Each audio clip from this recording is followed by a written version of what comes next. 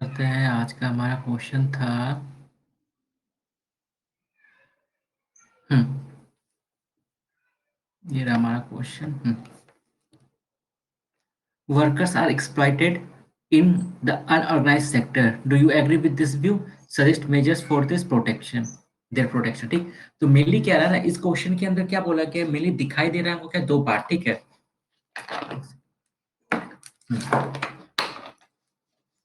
First part में क्या बोला गया कि अनऑर्गेनाइज सेक्टर के अंदर वर्कर्स का एक्सप्लॉइटेशन होता है, इससे आप एग्री करते हो और डिसएग्री करते हो। ठीक है, और कुछ भी आप करो, एग्री करो चाहे डिसएग्री करो, उससे रिलेटेड आप कुछ अपना व्यू को एग्री करने के लिए या डिसएग्री करने के लिए आप कुछ फैक्ट्स रखो। ठीक है, जिसके बेसिस पे आप ये कह सकते हो कि अनऑर्गेनाइज सेक्टर के अंदर एक्सप्लॉइटेशन होता है या फिर नहीं होता है। क्लियर है?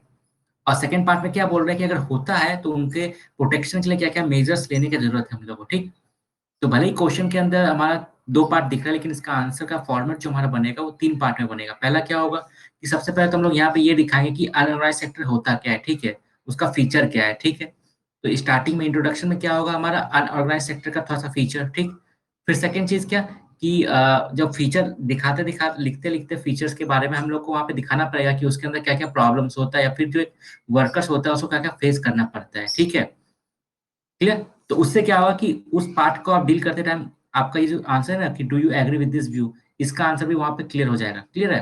तो फर्स्ट पार्ट के अंदर इंट्रोडक्शन में क्या करेंगे कि अनऑर्गेनाइज सेक्टर क्या होता है, उसका डेफिनेशन लिख देंगे थोड़ा सा, देन उसका क्या क्या फीचर्स है वो लिख देंगे हम लोग। ठीक है, और उसके बाद वर्कर्स को क्या क्या फेस करना पड़ता है वहाँ प्रॉब्लम वो सब। ठीक, और उसके बाद हम क्या लिखेंगे कि कौन कौन सा प्रोटेक्शन का मेजर्स गवर्नमेंट ने उठाया है और कौन कौन सा मेजर हमें लेने का जरूरत है जिससे कि उनका कंडीशन में इंप्रूवमेंट ला पाए। क्लियर है? तो ये क्वेश्चन के अंदर पूछा नहीं गया है कि कौन कौन सा स्टेप गवर्नमेंट ने लिया, बट फिर भी हम यहाँ पे इंक्लूड करेंगे। ठीक है, I think first question clear है। सेकेंड क्या है, why do we need to expand formal source of credit in India?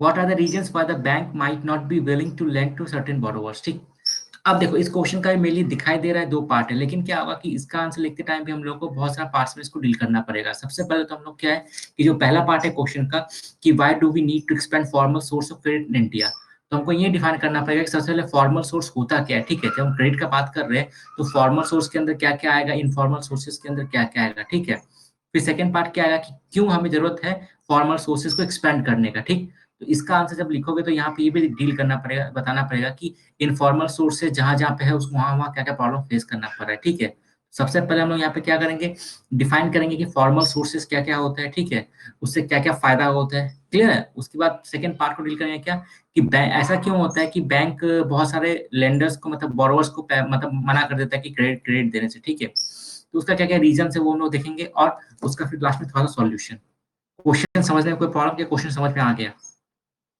तो सबसे इंपॉर्टेंट होता है क्वेश्चन समझना। ठीक है, क्वेश्चन में कुछ प्रॉब्लम, ये क्वेश्चन क्लियर है? Hello, Clear. ठीक है, चलो आंसर देखते हैं। हम्म Workers are exploited in the unorganized sector. Do you agree the unorganized sector is characterized by small and segregated units which are largely outside the control of the government? यहाँ पे medium भी जोड़ कर लेना। ठीक है, स्मॉल मीडियम भी। ठीक है, the workers are definitely exploited by the. अच्छा देखो, मैंने बताया था ना इस क्लास में क्या कि क्या होता है जब भी ऐसा क्वेश्चन हो ना जहाँ पे तुमसे ये पूछा गया कि डू यू एग्री और नॉट। ठीक है, उस क्वेश्चन में क्या होता है कि पहले हम लोग फैक्ट्स रखते हैं, लास्ट में फिर कंक्लूजन में डालते हैं कि हाँ हम लोग एग्री करते हैं या डिसएग्री करते हैं। क्लियर है? और इस टाइप का एक्सट्रीम वर्ड से बचना है कि डेफिनेटली एक्सप्लॉइटेड, इस टाइप से नहीं बचना है। ठीक है, कि कहीं न कहीं अगर मान लो तुम ये बोल रहे हो कि नहीं अनऑर्गनाइज़ सेक्टर के अंदर डेफिनिटली मतलब उनका एक्सप्लॉइटेशन होता ही होता है। ठीक? तो इससे कहीं न कहीं क्वेश्चन मार्क आ रहा है कि गवर्नमेंट क्या कर रहा है, नहीं कर रहा है, तो कहीं न कहीं एंटी गवर्नमेंट जा सकता है ये चीज़। इसलिए बचना है, एक्सट्रीम वर्ड से बचना है हम लोग को। ठीक है? तो यहाँ पे डेफिनिटली की ज़रूरत नहीं था। अगर मान लो इसको तुमको लिखना भी है, तो यहाँ पर सिंपली क्या, the workers are exploited by the organised sectors. Inorganised sector होगा ना, देखो ये वर्ड यहाँ पे गलत है। तो क्या होता है अनऑर्गनाइज्ड सेक्टर के अंदर क्या होता है, वहाँ पे भी तो एक ओनर होता होगा ना, एक पर्सन होता होगा, एक एम्प्लॉयर होता होगा जिसने लोगों को रखा है काम पे। ठीक है? तो exploited in the unorganised sector होता या फिर बाय द एम्प्लॉयर होता। ठीक है, तो ये यहाँ पर थोड़ा मतलब प्रीपोजिशन का मिस्टेक हो गया है। They get low paid and often not regular, there is no provision for time over time, paid leave, holiday leave, sickness leave, ठीक है। एक चीज और, जब भी आंसर लिखते टाइम ना कोशिश करना ना कि उसको डायरेक्ट स्पीच में लिखो, ठीक ना, इनडायरेक्ट मत घुमाना। जैसे यहाँ पे लीव ड्यू टू सिकनेस, तो यहाँ पे सिंपली लिखा जा सकता है क्या, सिकनेस लीव, ठीक है। तो वो इनडायरेक्ट में मत फंसना, डायरेक्ट स्पीच में लिखना। There is no employment security. This sector include a large number of people who are employed on their own, doing small jobs such as selling on the street or doing repair work. This kind of problems regularly exploited. This kind of problems.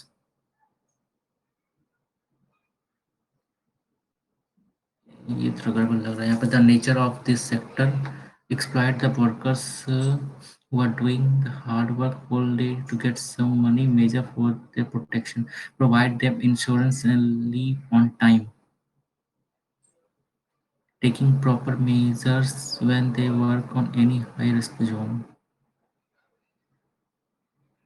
ensuring increase in the salary or wages during wages, regularly pay them for their overtime, provide them medical benefits, making law and rules।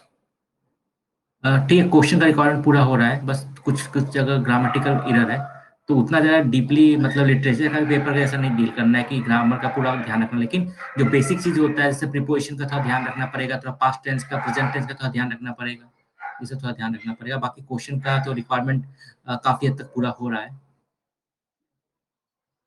अब देखो इस type के लिए मैंने बोला था थोड़ा सा मेहनत करके थोड़ा अच्छे से स्क्रीनशॉट ले लिया करो। तो कैसे पढ़ूँ टेढ़ा मैं? Workers are exploited in the organized sector. ठीक, organized sector is a sector in which worker not get any measure or jobs and salary, any assurance of job and salary wages. In organized sector, workers get any beneficial taking medical facility, उतना इतना outside the government control। हाँ, definition तो सही है। In organized sector, workers under this sector are casual labor, rickshaw pullers। हाँ, example भी दे दिया, ये भी सही है। आई सपोर्ट द व्यू, इस टाइप का चीज कभी नहीं लिखना एग्जाम में, ठीक ना, कि आई सपोर्ट द व्यू इस टाइप से। That the workers are exploited in the organised sector, इसको ऐसे लिख सकते थे ना यहाँ पर, कि तुमने ऊपर में तो बता दिया ये सब प्रॉब्लम फेस करना पड़ता है हमको, ठीक है। तो ये सब प्रॉब्लम लिस्ट करके लास्ट में क्या कि यहाँ पे ये लिख सकते थे ना क्या कि due to the nature of the unorganised sector, ठीक है, it can be said that workers are exploited in the unorganised sector by the employer, ठीक है। तो इस टाइप से बचना है। डायरेक्टली मतलब क्या, देखो कभी भी क्या होता है, कोई भी स्टैंड लेते टाइम क्या होता है कि या कभी क्रिटिसिज्म करते टाइम या कोई फैक्ट्स रखते टाइम या कभी भी मतलब कोई स्टैंड लेते टाइम क्या होता है ना कि खुद के कंधे पर रख के बंदूक नहीं चलाना है, ठीक है, दूसरे कंधे पर रख के चलाना है। क्लियर है?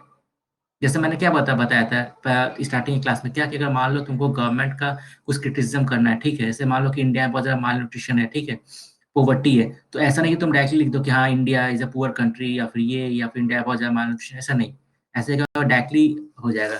इसको ऐसे लिख सकते हो क्या कि according to the latest report by WHO या फिर वर्ल्ड हेल्थ ऑर्गेनाइजेशन या recent economic survey, it is stated that nearly 40% of children in India are malnutrition. ठीक, इससे क्या हो रहा है कि तुम एक इंटरनेशनल रिपोर्ट या गवर्नमेंट का डेटा कोट कर रहे हो, ठीक ना, तो वहां पे क्या हो रहा है कि तुमने क्रिटिसिज्म भी गवर्नमेंट का कर दिया और सामने वाले के मन में कुछ मतलब वो जाएगा भी नहीं कि ये एंटी गवर्नमेंट है, ठीक है, क्योंकि तुम गवर्नमेंट का रिपोर्ट यूज कर रही है, फिर कोई भी रिपोर्ट यूज कर रहे हो। तो क्रिटिसिज्म हुआ या फिर कभी भी कोई अटैक करना हो ना आंसर में सिस्टम के खिलाफ या एडमिनिस्ट्रेशन के खिलाफ या गवर्नमेंट के खिलाफ, तो हमेशा इनडायरेक्टली करो, ना कि डायरेक्टली। सेम चीज यहाँ पे स्टैंड लेने टाइम भी सपोर्ट चाहे क्रिटिसिज्म, तो कभी डायरेक्टली मत ये सब वर्ड यूज करो। Major for the protection government should provide lower interest rate, provide facilities like education, medical, working hour, fix the rate of the wages। Answer का रिक्वायर क्वेश्चन का requirement पूरा हो रहा है, लेकिन यहाँ पे डाइवर्सिटी और हो सकता था। ठीक है, क्या क्या मेजर आप लोगों के प्रोटेक्शन के लिए तो सेफ्टी गियर्स उनको प्रोवाइड करवा सकते हैं। टाइम टू टाइम उनका जो ऑलरेडी प्रोविजन है लॉ का, इम्प्लीमेंटेशन ऑफ द लॉ, जो ऑलरेडी लॉ है बना हुआ, उस लॉ के अंदर रिफॉर्म लाएंगे हम लोग, ठीक। उसका इम्प्लीमेंटेशन पे फोकस करेंगे, ठीक है। उसके बाद फिर जो और जो फैसिलिटी होता है सैनिटेशन का फैसिलिटी होता है वर्किंग प्लेस पे, उसको उसको ठीक करेंगे। ड्रिंकिंग वाटर का फैसिलिटी करेंगे। वुमेन्स के लिए क्रिक का फैसिलिटी हम लोग वहाँ पे प्रोवाइड करवाएंगे, ठीक है। तो ये सब चीज इंक्लूड हो सकता था। जिसमें कि एक टाइप का डाइवर्सिटी आता है कि तुमने हाँ मेन के बारे में सोचा, वुमेन के बारे में सोचा, बच्चों के बारे में सोचा, ठीक है। तो रिक्वायरमेंट पूरा हो रहा है। देखो मेनली क्या होता है ना, एग्जाम के अंदर कितना भी अच्छा मार्क्स लिखो, ठीक है, कितना लगता है 15 नंबर का क्वेश्चन होता है ना, तो हार्डली कितना भी अच्छा मार्क्स लिखोगे ना, मुश्किल से 6 या 8 मिलेगा, 7 या 8 मिलेगा, ठीक है। उससे ज्यादा मार्किंग नहीं जाता है। इसलिए तो एग्जाम पेपर में किसी पेपर के अंदर 50% ज्यादा स्कोर किसी का नहीं जाता है, किसी का नहीं जाता है 50% से ऊपर स्कोर। तो इसलिए कि उतना अच्छा या फिर बहुत ज्यादा मतलब अच्छा आंसर लिखने के चक्कर में, ऐसा नहीं कि 20 में से तुम 12 क्वेश्चन या 13 क्वेश्चन ही करके एग्जाम के अंदर तुम एवरेज आंसर ही लिखो, क्वेश्चन का रिक्वायरमेंट पूरा करो, लेकिन पूरा क्वेश्चन अटेम्प्ट करो। क्योंकि मुश्किल से बहुत अच्छा आंसर भी लिखोगे तब भी 7 से 8 नंबर ही मिलने वाले हैं, और एक एवरेज आंसर भी लिखोगे तब भी 4 से 5 नंबर मिलने वाले हैं।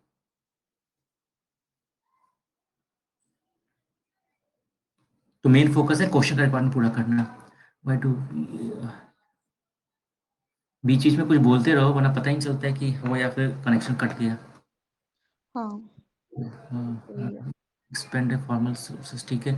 Formal source of credit means source which under control of government and their commercial banks schedule, ठीक है चलेगा। Rural banks, cooperative society, they provide loan in that, at होगा, इन नहीं होगा यहाँ पे, एट होगा, provide loan at lower interest rate, interest to the farmer and the owners. So yeah, we need to expand farmer source of credit in India for development of poor farmer and casual labor.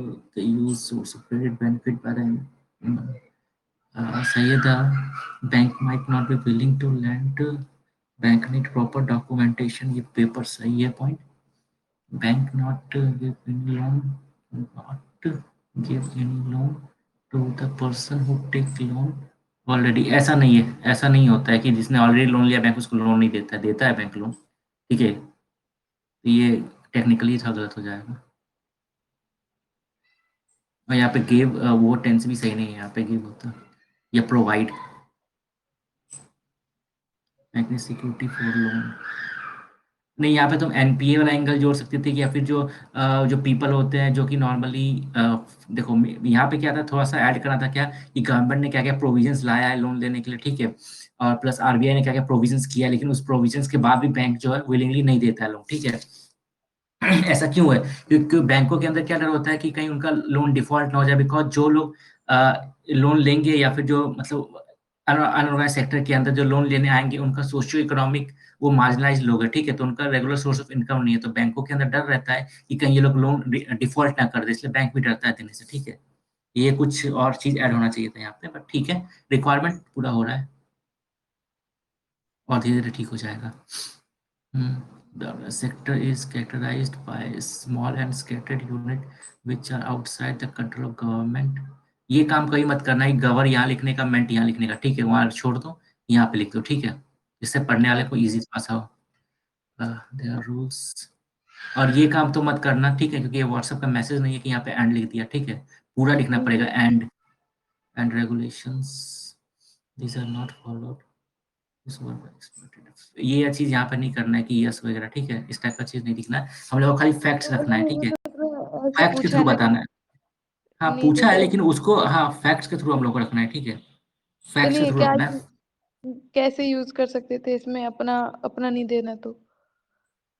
मेरे answer एक बार देख लेना, मैं वहां पे बता दूंगा, but यहाँ पे हम लोग ऐसे बोल सकते हैं क्या ना, कि हाँ जो मैंने वहां बताया था क्या, कि due to the above facts, ठीक ना, या फिर according to the above facts, या फिर डायरेक्टली ऐसा due to the nature of the unorganised sector, ठीक है, अ, हम्म। ऐसे करके हम लोग यूज कर सकते थे।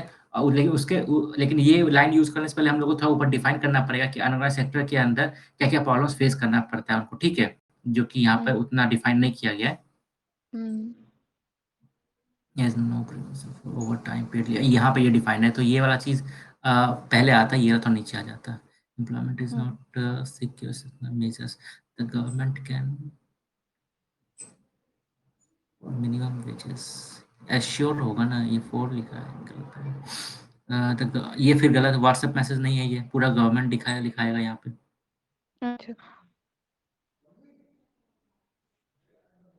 कोई बात नहीं, तुम्हारा शायद आज पहला आंसर है, तो ठीक है, कोई बात नहीं, और अच्छा हो जाएगा बाद में, बट ठीक है। लेकिन भैया मतलब मैंने इसमें भी गूगल से हेल्प लिया, मुझे याद ही नहीं आता है। पता चल रहा है, ये जो स्टार्टिंग का तुम्हारा डेफिनेशन है ना, उसको देख के मैं समझ गया था, ठीक है।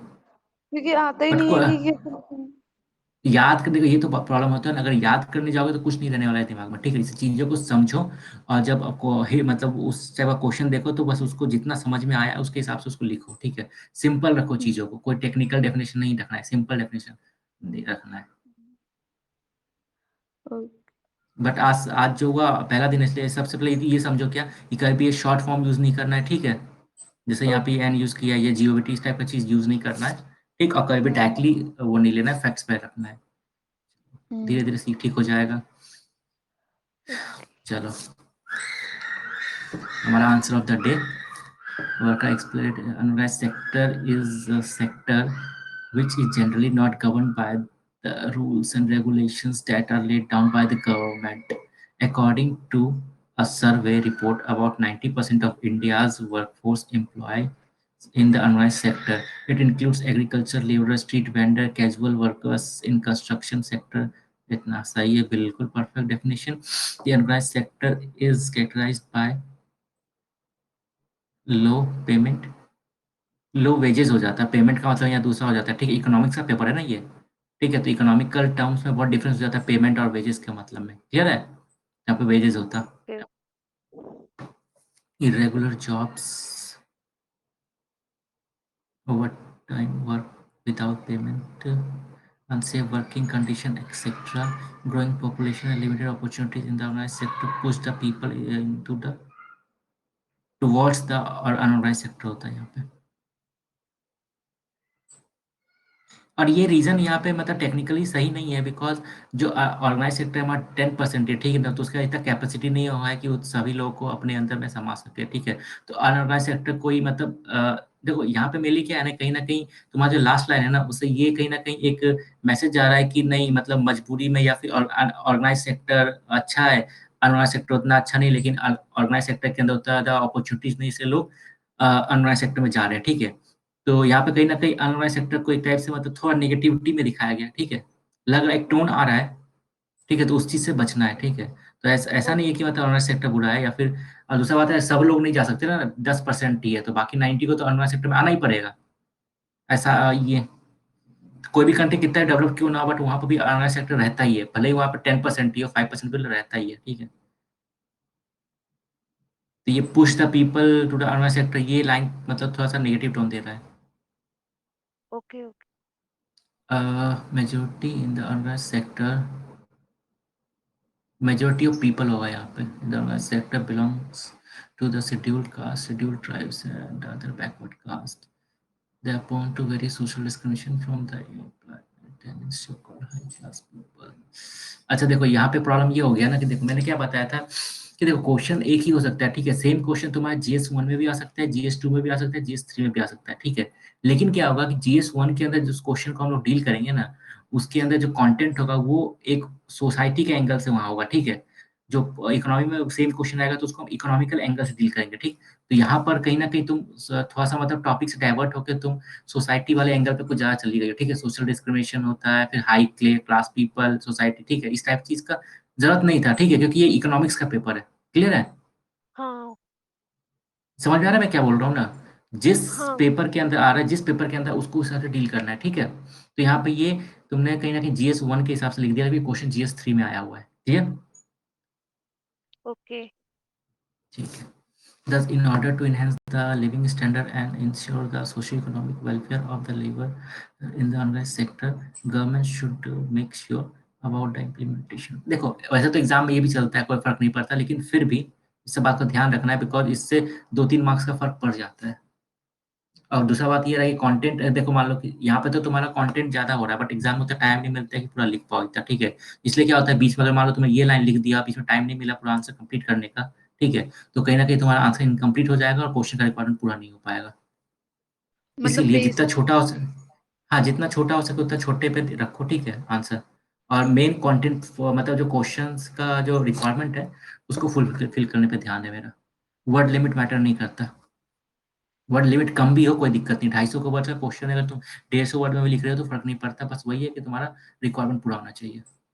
In order to enhance the living standard and ensure the social welfare of the labor in the urban sector, government should make sure about the implementation of the existing law It is also important to identify the total workforce in all sector in the country. Regular revision, इसको तो आप bullet point type का paragraph में हो जाता है ना, तो ज़्यादा अच्छा रहता है। ठीक है, एक के नीचे एक करके। Required regular revisions should help the existing laws such as minimum wage act enhance their, सही है। Therefore, by the proper implementation, regular intervention of both central and state government and also by the local government bodies can ensure। हाँ सही है, requirement पूरा हो रहा है। अगला क्वेश्चन, अब ये किसका आंसर है? थोड़ा मेहनत कर लेता है ये भी, थोड़ा सा अच्छे से फोटो में, मतलब कैमरा थोड़ा मिडिल में करके लेने से क्या होता है, पूरा एक साथ आता है photo. Unorganised sector is generally a sector which is not governed by rules and regulations given by the respective government with reference to the। अच्छा एक चीज पता है, भले ही कोई भी सेक्टर अनऑर्गेनाइज कितना भी अनऑर्गेनाइज क्यों ना हो, वो ऐसा नहीं कंप्लीटली वो तुम्हारा मतलब गवर्नमेंट का रेगुलेशन से बाहर होता है। ठीक है, समझ में आ रहा है मैं क्या बोल रहा हूँ? भले वो इनकम टैक्स बैरियर के अंदर नहीं आ रहा है, ठीक है, उसको रिटर्न अपना फाइल नहीं करना पड़ा, लेकिन कभी ना कभी मतलब किसी ना किसी एंगल से वो गवर्नमेंट का रेगुलेशन के अंदर आ रहा है, क्योंकि उसको, ठीक है, तो इसलिए कभी ऐसा वर्ड यूज मत करना कंप्लीटली आउट ऑफ मतलब गवर्नमेंट कंट्रोल। ठीक है, वहाँ पे वीक होता है बट कंप्लीटली नहीं होता है। Workers are exploited in this sector, ये जिसने इसने जैसे सही लिखा है, ठीक है, यहाँ पे इसने क्वेश्चन नहीं लिया बट यहाँ पे सही है, जैसे क्वेश्चन में होना चाहिए था कि workers are exploited in this sector and this is the reason. This, ये क्या दो दो बार रिपीट हो गया, this are this reason, this is the reason, ज़्यादा रीजन। ठीक है, jobs are low paid even when, अब देखो बात ये हो जाता है ना, इकोनॉमिक्स के अंदर इकोनॉमिकल टर्म्स, इकोनॉमिक्स के टर्म्स पे ध्यान देना पड़ेगा। ठीक है, अब जॉब्स मेनली जो वर्ड यूज करते हैं ना हम लोग, वो यूज करते हैं फॉर्मल सेक्टर के लिए। ठीक है, जॉब, सैलरी, ये सब यूज होता है कहाँ, फॉर्मल सेक्टर के लिए। ठीक, जब इनफॉर्मल सेक्टर के बारे में लिखेंगे ना, तो वहां पे हम लोग क्या यूज करेंगे, वर्क लिखेंगे, ठीक है, और वेजेस लिखेंगे। क्लियर है? क्योंकि क्या होता है कि इकोनॉमिक्स के अंदर क्या होता है, सैलरी और वेजेस में डिफरेंस होता है। सैलरी हम उसको कहते हैं जो कि मतलब रेगुलर एम्प्लॉयमेंट जहाँ पे होता है, फॉर्मल सेक्टर होता है, उसको पता है मंथ के लास्ट में मिलने वाला है। ठीक है, तो वहाँ पर सैलरी वर्ड यूज करते हैं। बट वेजेस क्या होता है, जो डेली बेसिस पे मिलता है, ठीक है, तो अनऑर्गेनाइज सेक्टर के लिए यूज करते हैं। ठीक है, क्लियर है ये चीज? हाँ clear. They can be fired from, फिर ये भी थोड़ा टेक्निकल टर्म हो गया, तो ये भी फॉर्मल सेक्टर के लिए यूज हो जाता है। रिमूव्ड, सही वर्ड होता है यहाँ पे, without any prior notice, many times women workers are denied maternity leave and post maternity leave. ये एक पॉइंट अलग लिखा है इसने, सही है थोड़ा सा, ठीक है, इंक्लूड किया वुमेन्स को, तो थोड़ा डाइवर्सिटी आया क्वेश्चन आंसर में।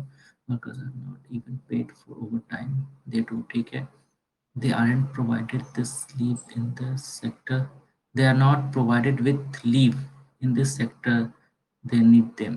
ये कोई फिट ही नहीं बैठ रहा है। ठीक है, social discrimination like schedule caste, फिर आउट ऑफ कंटेंट, मतलब ही नहीं यहाँ पे, मतलब सोशल डिस्क्रिमिनेशन का जिक्र करने की जरूरत ही नहीं मेरे को। एट मैक्सिमम करना हो तो मैं यहाँ पे सिंपली वर्ड यूज किया करूंगा, सोशियो इकोनॉमिक डिस्क्रिमिनेशन। क्लियर है, उससे ज़्यादा मैं वर्ड यूज़ नहीं करूँगा, बिकॉज़ मैं इकोनॉमिक्स का आंसर लिख रहा हूँ। तो अगर मैंने सोसाइटी का थोड़ा-सा भी इंक्लूड कर दिया, तो कहीं न कहीं, अगर मैंने उसको इंक्लूड कर दिया वहाँ पे और मैं उसको एक्सप्लेन नहीं कर रहा हूँ, तो कहीं न कहीं इनकम्प्लीट होने का सेंस देगा वहाँ पे मेरा। ठीक है? हम्म क्लियर है? तो इससे अच्छा उस चीज़ से बचना, उस चीज़ को इंक्लूड ही नहीं करना है। क्योंकि हम्म उनको उसको इंक्लूड करेंगे, तो फिर उसको एक्सप्लेन नहीं करेंगे, तो फिर वहाँ एक नेगेटिविटी आ जाता है थोड़ा-सा। Bring reforms to yes, organization to be set up with not take strict actions against social, providing low interest loan, settling government for the, थोड़ा प्रेजेंटेशन का प्रॉब्लम है, कंटेंट अच्छा है, ठीक है, अच्छा अच्छा कंटेंट है कुछ कुछ, बट थोड़ा प्रेजेंटेशन या फिर जो होता है ना, मतलब फॉर्मेट में थोड़ा प्रॉब्लम है यहाँ पे, कि कौन सा पहले आएगा कौन सा बाद में आएगा।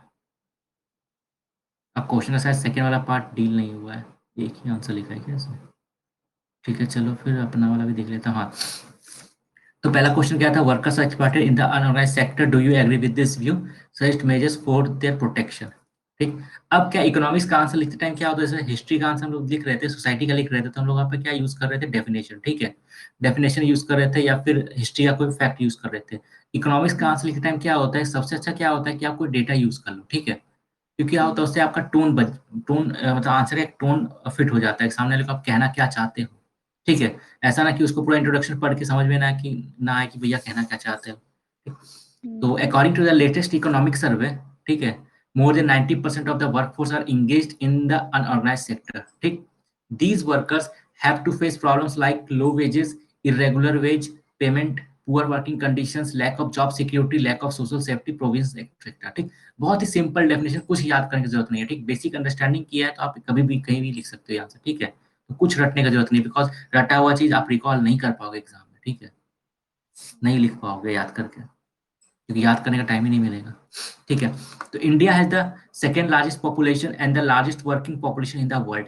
High population with limited job opportunities in informal sector created a situation of surplus labour. तो सबसे पहले बात ये है कि हमारा मतलब एक्सप्लॉइटेशन क्यों होता है? एक्सप्लॉइटेशन तभी हो पाएगा ना जब एग्जाम्पल काम कम है, करने वाला ज्यादा है। करने वाला ज्यादा है इसलिए क्या है कि अगर आप नहीं करोगे दूसरा करेगा। अगर मान लो कि ये काम है, यहाँ पे मान लो कि वेजेस कम है, ठीक है, सेफ्टी नहीं है यहाँ पे, ठीक, अगर तुम नहीं करोगे दूसरा करेगा। तो मतलब क्या है कि सभी चीज का प्रॉब्लम का रूट क्या है?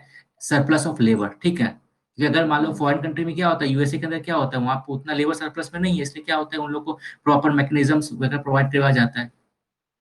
ठीक, तो हाँ, high population with limited limited job opportunities. ठीक है, तो मेनली क्या है कि लोगों के पास जॉब अपॉर्चुनिटीज बहुत लिमिटेड है, पॉपुलेशन ज्यादा है, इसलिए क्या होता है लोगों को पता है कि अगर मैं ये काम नहीं करूंगा तो ये भी मेरे को नहीं मिलने वाला। ठीक है, इसलिए उनको जो मिलता है वो कर लेता है। इससे इससे क्या होता है, जो काम देने वाला है उसको पता है क्या कि भैया मैं जिस रेट पे बोलूंगा ये काम कर ही लेगा, नहीं करेगा दूसरा करेगा। ठीक है, क्लियर है? तो मेनली ये जो कहीं न कहीं सरप्लस ऑफ लेबर है, यही कहीं न कहीं एक इम्पोर्टेंट रीज़न बनता है एक्सप्लॉइटेशन का।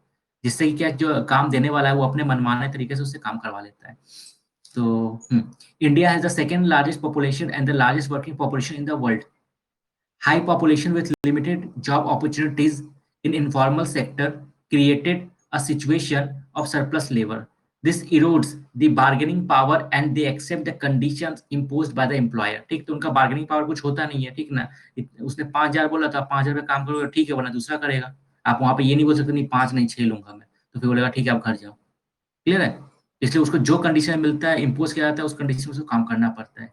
The market economy works on the profit motive. So in order to maximise their profit, employers cut the cost on workers by paying them low wages, not maintaining adequate safety provisions in the factory and in the working area, deduct wages, long working hour, no provision for resting time and resting place, poor working conditions, lack of sanitation and drinking water facilities, lack of creek facilities for women, etc। अब यहाँ पे मैंने क्या define कर दिया क्या कि भैया अनऑर्गेनाइज सेक्टर के अंदर ये चीज फेस करना पड़ता है। ठीक है, तो मैंने दिखा दिया क्या कि ये सब एक्सप्लॉइटेशन को फेस करना पड़ता है। तो अब यहाँ पर क्या है कि मैं कहीं ना कहीं एक स्टैंड मैंने ले लिया। ठीक है, indirectly, despite many laws made by the government for the safety and welfare of workers in the unorganized sector, the situation has not improved as expected, and still workers are exploited in the unorganized sector due to their socio-economic vulnerabilities। अब देखो मैंने यहाँ पे क्या है कि stand ले भी लिया है, ठीक है, लेकिन बिना कोई डायरेक्टली मतलब इन्फ्लेट किए हुए। क्लियर है? तो मैंने ऊपर बता दिया क्या कि गवर्नमेंट ने बहुत सारा चीज लिया है, लेकिन सिचुएशन जितना समझना चाहिए मतलब अच्छा होना चाहिए उसके कंपेयर में नहीं हुआ है। ठीक है, कभी भी इस टाइप का वर्ड यूज मत करना कि नहीं सिचुएशन बिल्कुल नहीं सुधरा है, सिचुएशन बिल्कुल खराब है, इस टाइप का नहीं। कंप्लीटली डिसएग्री मत करना किसी भी डेवलपमेंट को। ऐसा मत बोलना कि नहीं कुछ नहीं हुआ है 70 सालों में। ठीक ना, ऐसा मत बोलना कभी। ठीक है, ऐसा हुआ है, जितना एक्सपेक्टेड था उतना नहीं हुआ है, बट चीजें इंप्रूव हुई है। ठीक है, तो वही बात है, the situation has not improved as expected. ठीक है, जितना होना चाहिए उतना एक्सपेक्टेड किया था उतना नहीं हुआ। ठीक है, और अभी भी, और इसलिए अभी भी बहुत सारे वर्कर्स को एक्सप्लॉइटेशन फेस करना पड़ता है ऑर्गेनाइज सेक्टर के अंदर। ठीक, क्योंकि वो सोशियो इकोनॉमिक वनरेबिलिटीज होते उनके अंदर है। ठीक है, क्लियर? ठीक ठीक ठीक। अब आ जाते हैं सेकंड पार्ट पे। We need to introduce some structural change in our economic model in order to end the exploitation of workers in the unorganized sector। क्या क्या? Government must provide incentives to the unorganized sector for registration। This would help the government to understand the situation of workers in the unorganized sector and help in making policies and schemes for the welfare of workers। ठीक, उनको registered करवाओ। Introducing necessary changes in the present laws, creating new laws, and proper implementation of existing laws to stop the exploitation of workers. Periodic revision of labor laws like Minimum Wages Act, Factories Act, etc. Formulating policies and guidelines with the help of experts and representative from employees and employers, जिससे बाद में उनके बीच confusion ना हो, conflict ना हो। With proper policies and its effective implementation, For ensuring the safety and security of workers, government and civil societies must engage. पहले तो क्या है, पॉलिसीज बनाओ, उसके बाद उसको इम्प्लीमेंटेशन पे ध्यान दो, ठीक। उसके साथ साथ क्या, गवर्नमेंट और सिविल सोसाइटीज को they must engage in a mass level awareness campaign to create awareness about the laws, policies, schemes, etc., so that the workers could become aware of their rights and use them to empower themselves and improve their socio-economic position and standard of living and live a life of dignity। ठीक है, तो ultimately M क्या है कि देखो mainly क्या है, government support करेगा, कब तक सपोर्ट करेगा, इसलिए क्या है कि अल्टीमेट एम क्या है हमारा, वर्कर्स को आत्मनिर्भर बनाना या फिर वर्कर्स को एम्पावरमेंट करना। ठीक है, क्लियर है? हम्म हम्म, ओके। इसमें कोई कमेंट किसी का, या कुछ लग रहा है कि नहीं मैं तो इधर उधर डाइवर्ट हुआ है आंसर, या फिर डिमांड पूरा नहीं हुआ है?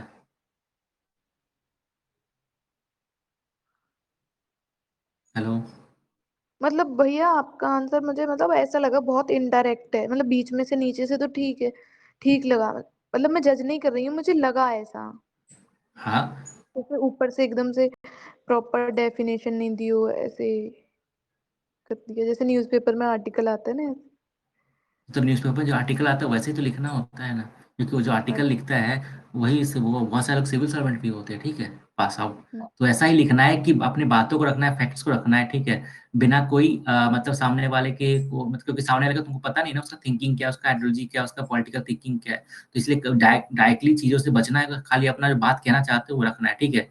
यहाँ पे क्या आता है, मेनली आपको डिफाइन करना था, डिफाइन कर दिया। सेकंड, उसके लिए क्या-क्या प्रॉब्लम फेस करना पड़ता है वो बता दिया मैंने, ठीक है। उसके बाद चीज़ें जितनी ठीक होनी चाहिए थी उतनी नहीं हुई, वही बता दिया मैंने, ठीक है।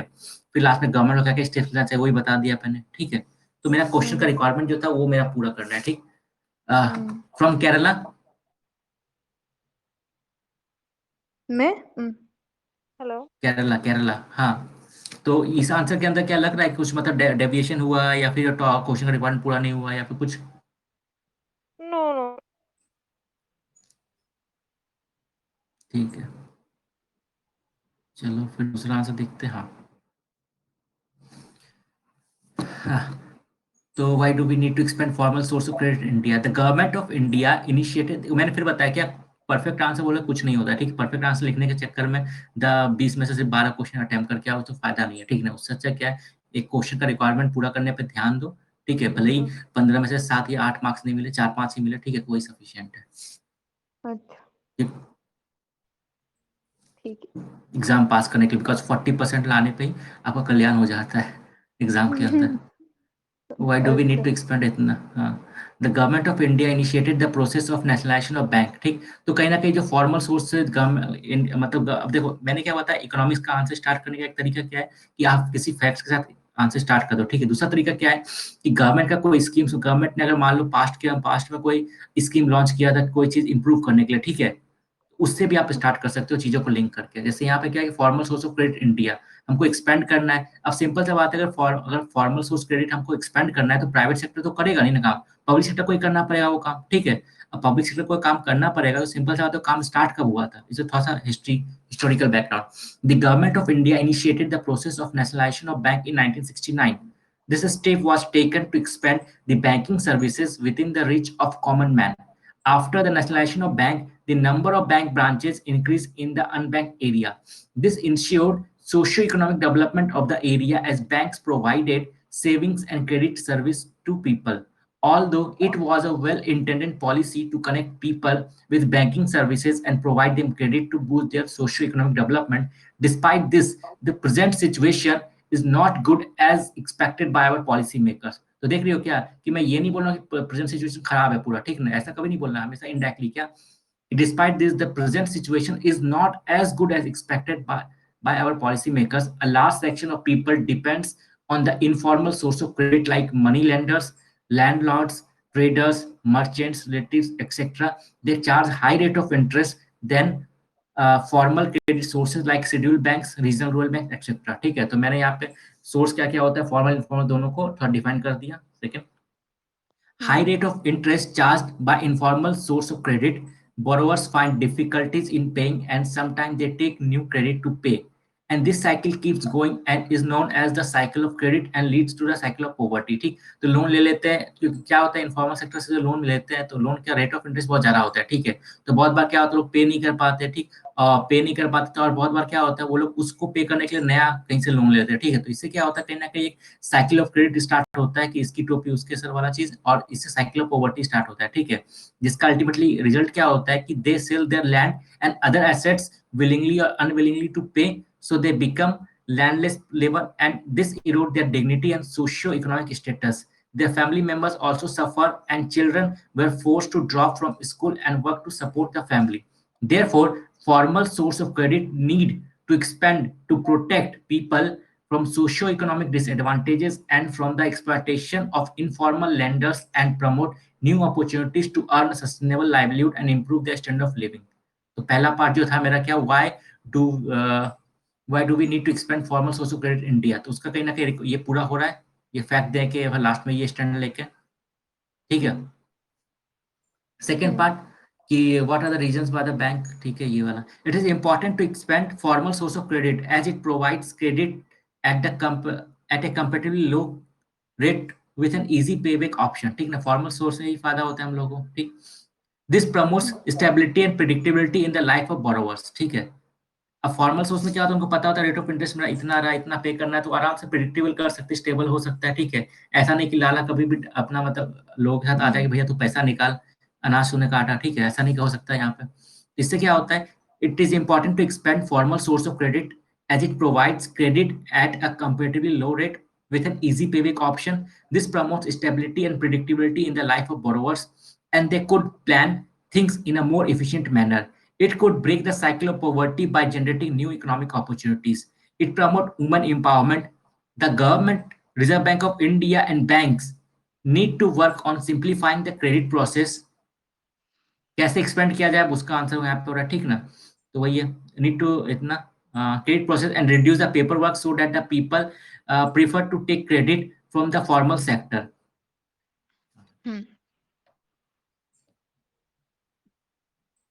हाँ, the government, Reserve Bank of India, and banks need to work on simplifying the credit process and reducing the paperwork so that the people prefer to take credit from the formal sector, and generating new opportunities for society and promoting socio-economic development and empowering themselves to contribute in nation building।